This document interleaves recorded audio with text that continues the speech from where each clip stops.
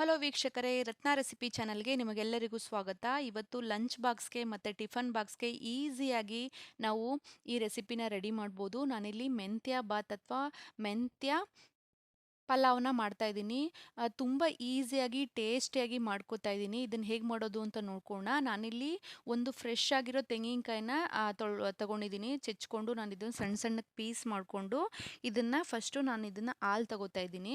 ನೋಡಿ, ಈ ಥರ ನಾವು ತುರಿಯೋ ಅವಶ್ಯಕತೆ ಏನಿಲ್ಲ. ಸಣ್ಣ ಸಣ್ಣ ಪೀಸ್ ಮಾಡಿಕೊಂಡು ಬೇಗ ಅರ್ಜೆಂಟಲ್ಲಿ ನಾವು ಈ ಥರ ಹಾಲು ಮಾಡ್ಕೊಂಬಿಟ್ರೆ ಸಾಕು. ನಾನು ಡೈರೆಕ್ಟಾಗಿ ಹಾಕೋತಾ ಇದ್ದೀನಿ. ಸೋಸ್ ಕೂಡ ಹಾಕ್ಕೊಳ್ಬೋದು. ನೋಡಿ, ನಾನಿಲ್ಲಿ ಒಂದು ಕಟ್ಟಷ್ಟು ಮೆಂತ್ಯ ಸೊಪ್ಪು ತೊಗೊಂಡಿದ್ದೀನಿ. ಮೆಂತ್ಯ ಸೊಪ್ಪಲ್ಲಿ ಹಲವಾರು ವಿಟಮಿನ್ಗಳಿದಾವೆ. ಎ, ಬಿ, ಸಿ ಮತ್ತು ಪಾಲಿಕ್ ಆ್ಯಸಿಡ್ ಕೂಡ ಇರುತ್ತೆ.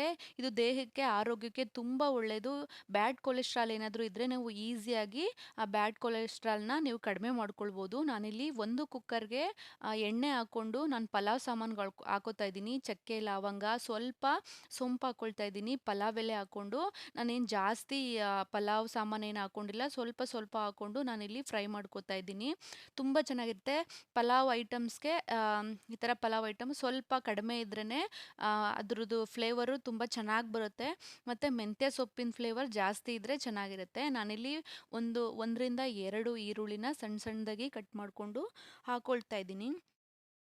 ಡಯಾಬಿಟಿಕ್ಸ್ಗಂತೂ, ಈ ಶುಗರ್ ಪೇಷಂಟ್ಗೆ ಈ ಥರ ಮೆಂತ್ಯ ಸೊಪ್ಪಲ್ಲಿ ಏನಾದರೂ ಮಾಡಿಕೊಟ್ರೆ ಅವ್ರಿಗೆ ಈಸಿಯಾಗಿ ಕಮ್ಮಿ ಶುಗರ್ ಲೆವೆಲ್ಲು ತುಂಬ ಕಮ್ಮಿ ಆಗ್ತಾ ಬರುತ್ತೆ. ಆದ್ದರಿಂದ ಆದಷ್ಟು ಶುಗರ್ ಇರೋರಿಗೆ ಇದನ್ನು ಮಾಡಿಕೊಡಿ.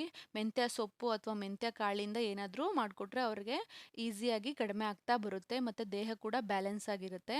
ನೋಡ್ತಾ ಇದ್ರಲ್ಲ, ಶುಂಠಿ ಬೆಳ್ಳುಳ್ಳಿ ಪೇಸ್ಟ್ನ ನಾನಿಲ್ಲಿ ಚೆನ್ನಾಗಿ ಕೈಲಿ ಜಜ್ಜಿದ್ದೀನಿ. ಜಜ್ಜಿರೋದು ಹಾಕ್ಕೊಳ್ತಾ ಇದ್ದೀನಿ, ಪೇಸ್ಟ್ ಹಾಕೋತಾ ಇಲ್ಲ. ಜಜ್ಜಿರೋದು ಹಾಕ್ಕೊಂಡ್ರೆ ಚೆನ್ನಾಗಿರುತ್ತೆ. ಜಜ್ಜಿ ಅದು ಹಸಿ ವಾಸನೆ ಹೋಗೋವರೆಗೂ ನಾನಿಲ್ಲಿ ಚೆನ್ನಾಗಿ ಫ್ರೈ ಮಾಡಿಕೊಂಡು 1-2 ನಿಮಿಷ ಹಸಿ ಬಟಾಣಿನ ಹಾಕ್ಕೊಳ್ತಾ ಇದ್ದೀನಿ. ಹಸಿ ಬಟಾಣಿ ಅಂದರೆ ಒಂದು ತವರ್ ನೆನೆಸಿದ್ದೀನಿ. ನೈಟೇ ಮಲ್ಕೋಬೇಕಾದ್ರೆ ನೆನೆಸಿಟ್ಬಿಟ್ರೆ ಬೆಳಗ್ಗೆ ನೀವು ಈಸಿಯಾಗಿ ಪಲಾವ್ನ ಮಾಡ್ಕೊಳ್ಬೋದು. ನೋಡ್ತಾ ಇದ್ದೀರಲ್ಲ, ಅದು ಸ್ವಲ್ಪ ನೆಂದಿರುತ್ತೆ. ಇವಾಗ ಎಣ್ಣೆಲಿ ಫ್ರೈ ಆದರೆ ಬೇಗ ಕುಕ್ ಆಗಿಬಿಡುತ್ತೆ. ಆದ್ದರಿಂದ ತರಕಾರಿ ಏನು ಹಾಕ್ಕೊಳ್ತಾ ಇಲ್ಲ. ಆದ್ದರಿಂದ ಬರೀ ಬಟಾಣಿ ಎಣ್ಣೆಲಿ ಚೆನ್ನಾಗಿ ಫ್ರೈ ಆದರೆ ಟೇಸ್ಟ್ ಕೂಡ ತುಂಬ ಚೆನ್ನಾಗಿರುತ್ತೆ. ನಾನಿಲ್ಲಿ 3-4 ಹಣ್ಣು ಟೊಮೊಟೊನ ತಗೊಂಡು ಚೆನ್ನಾಗಿ ಫ್ರೈ ಮಾಡ್ಕೊಳ್ತಾ ಇದ್ದೀನಿ. ನೋಡ್ತಾ ಇದ್ದೀರಲ್ಲ, ಈರುಳ್ಳಿ ಟೊಮೊಟೊ ಎಲ್ಲ ಚೆನ್ನಾಗಿ ಸಾಫ್ಟ್ ಆಗಬೇಕು.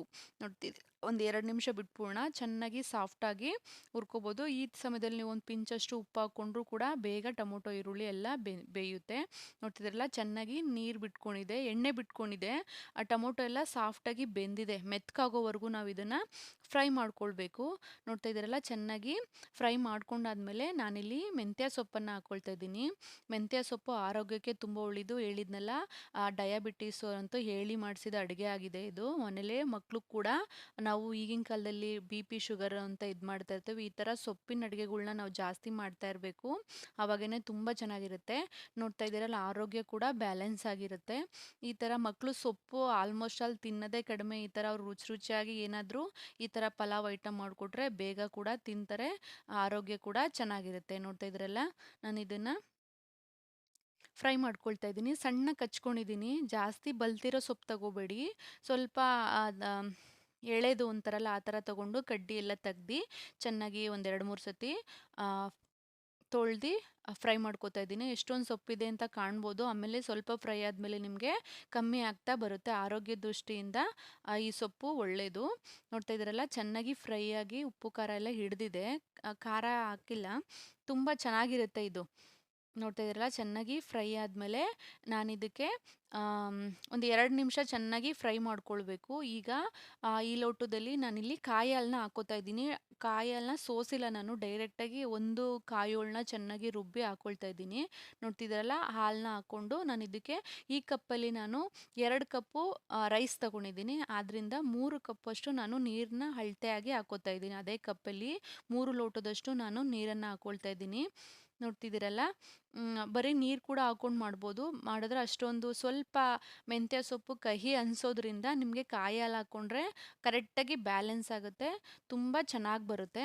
ಆದ್ದರಿಂದ ನಾನಿಲ್ಲಿ 3 ಲೋಟದಷ್ಟು ನೀರನ್ನು ಹಾಕ್ಕೊಂಡಿದ್ದೀನಿ.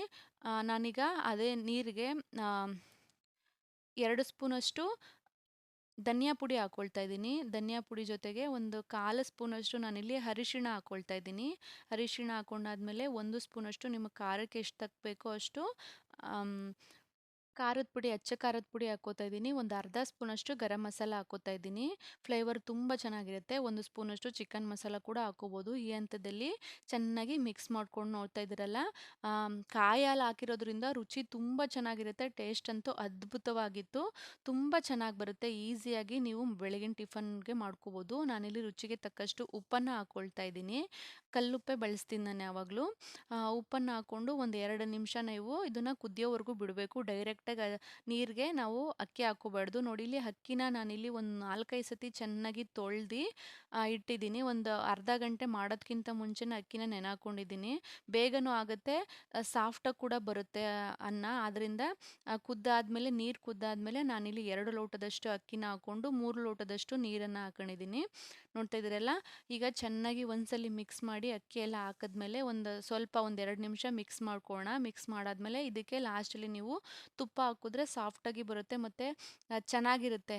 ರೈಸು ಚೆನ್ನಾಗಿ ಕುಕ್ ಆಗಿರುತ್ತೆ. ಮೀಡಿಯಮ್ ಫ್ಲೇಮಲ್ಲಿ ನಾನು ಇದನ್ನು 1 ಕೂಗು ಕೂಗಿಸ್ಕೊತಾ ಇದ್ದೀನಿ. ಯಾಕೆ ಅಂದರೆ ತರಕಾರಿ ಏನೂ ಹಾಕಿಲ್ಲ, ಬರೀ ಅಕ್ಕಿನ ಅರ್ಧ ಗಂಟೆ ನೆನೆ ಹಾಕಿರೋದ್ರಿಂದ 2 ಕೂಗು ಹಾಕಿದ್ರೆ ಸೀದೋಗುತ್ತೆ. 1 ಕೂಗುಗೇನೆ ಇಷ್ಟು ಚೆನ್ನಾಗಿ ಅದ್ಭುತವಾಗಿ ಇದು ಬಂದಿದೆ. ನೋಡ್ತಾ ಇದ್ದೀರಲ್ಲ, ಈಸಿಯಾಗಿ ನೀವು ಇದನ್ನು ಮನೇಲೇ ರೆಡಿ ಮಾಡ್ಕೋಬೋದು. ಈ ರೆಸಿಪಿ ನಿಮಗೇನಾದರೂ ಇಷ್ಟ ಆಗಿದ್ರೆ ಪ್ಲೀಸ್ ನನ್ನ ಚಾನಲ್‌ನ ಸಬ್ಸ್ಕ್ರೈಬ್ ಮಾಡಿ, ಶೇರ್ ಮಾಡಿ, ಲೈಕ್ ಮಾಡಿ. ಈ ರೆಸಿಪಿ ನೋಡಿದ್ದಕ್ಕಾಗಿ ನಿಮಗೆಲ್ಲರಿಗೂ ಧನ್ಯವಾದಗಳು. Thank you. ಎಲ್ಲರಿಗೂ ಒಳ್ಳೆಯದಾಗಲಿ.